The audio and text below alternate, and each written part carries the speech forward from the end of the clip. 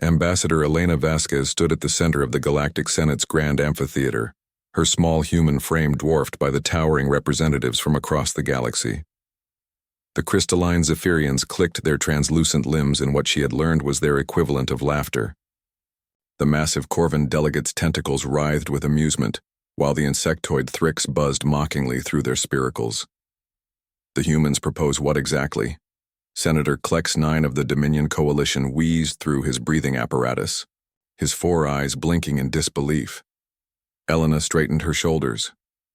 We propose a complete restructuring of galactic governance based on democratic representation, individual rights, and collaborative problem-solving. The chamber erupted, not in applause, in ridicule. Primitive mammals, hissed the serpentine Slithak representative. Your species has barely achieved faster than light travel, yet you dare suggest reforms to systems that have maintained order for 3 million years? High Chancellor Vorthan, a being of pure energy contained within a crystalline shell, pulsed, with condescending colors. Little Earth-dweller, your naive idealism is quaint, but the galaxy operates on principles far beyond your comprehension. Might makes right. The strong lead, the weak follow. This is the natural order. Elena had expected this. Humanity's first decade in galactic society had been a constant stream of dismissals. Earth was considered a backwater planet inhabited by an aggressive, short-lived species with delusions of grandeur. Their ideas about cooperation, democracy, and individual dignity were seen as evolutionary dead ends that would soon be discarded. You mock our primitive concepts, Elena replied calmly, but perhaps you should examine their results more carefully. She activated her holographic display, showing Earth's rapid technological advancement since joining the galactic community. While other species had stagnated for millennia, humanity had solved fusion energy, developed quantum consciousness interfaces, and created sustainable closed-loop ecosystems, all within a single decade. Coincidence?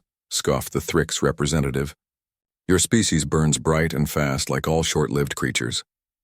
Then explain this, Elena said, switching to a new display showing humanity's newest colony ships.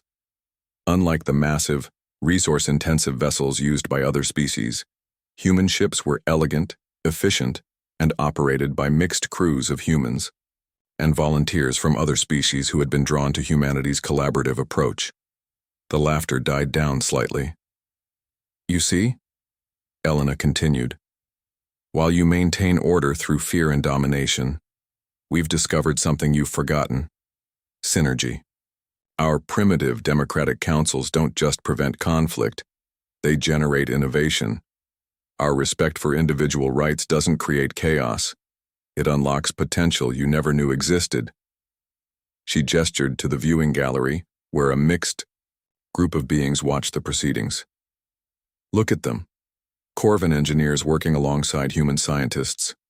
Zephyrian artists collaborating with Thrix philosophers. They're not here because they're forced to be. They're here because they chose to be. Chancellor Vorthan's crystalline form darkened. Pretty words, human. But the galaxy requires strength to survive. Your soft approach will crumble the moment real danger threatens. As if summoned by his words, alarms began blaring throughout the Senate chamber. Emergency holograms materialized, showing the outer rim systems under attack by the Devourers, an ancient machine intelligence that had returned from the galactic void. The defense fleets, shouted Senator Klex 9. Deploy them immediately. Already destroyed, came the grim report from the military coordinator. The Devourers adapted to our standard formations and overwhelmed our forces. At current rates, they'll reach the core worlds within days. Panic rippled through the chamber. For 3 million years, the galaxy's military doctrine had remained unchanged. Overwhelming force deployed in rigid hierarchies. It had always worked before. Permission to speak, Elena said quietly. This is no time for human sentiment, Vorthan snapped. No, Elena replied. This is exactly the time for human strategy. She activated her communication device. Admiral Chen, please begin Operation Lighthouse. On the tactical displays, something unprecedented began to unfold. Instead of massive fleets moving in formation, thousands of small, diverse vessels emerged from across human space and beyond. They moved with seemingly chaotic patterns, but Elena could see the underlying coordination. Human tactical doctrine adapted for maximum flexibility and innovation. Each ship was different. Human vessels worked in perfect coordination with Corvin, heavy cruisers, while Zephyrian scout ships provided reconnaissance for Thrick's analytical vessels. They weren't following a single battle plan. They were improvising, adapting, creating solutions in real time. The Devourers, designed to counter rigid military hierarchies, found themselves facing something their ancient programming couldn't comprehend. Every time they adapted to one tactic, the human-led coalition shifted to another. When they concentrated their forces, the alliance split into independent strike teams.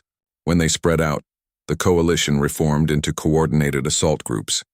Within hours, the tide had turned.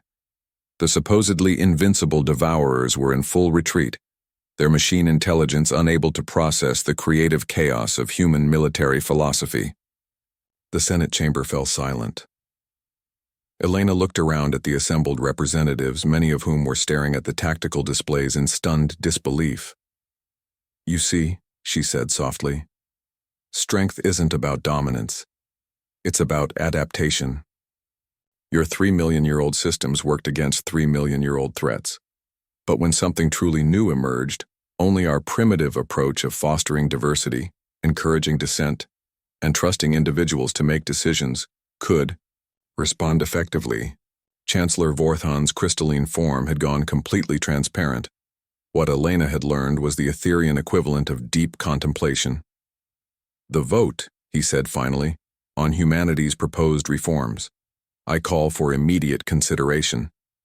One by one, the representatives who had mocked Earth's ideas began voting in favor of democratic restructuring, individual rights protections, and collaborative governance. Not because they had been forced to, but because they had seen the results. As Elena watched the vote tally, she smiled. Humanity hadn't conquered the galaxy through superior firepower or ancient wisdom. They had done something far more revolutionary.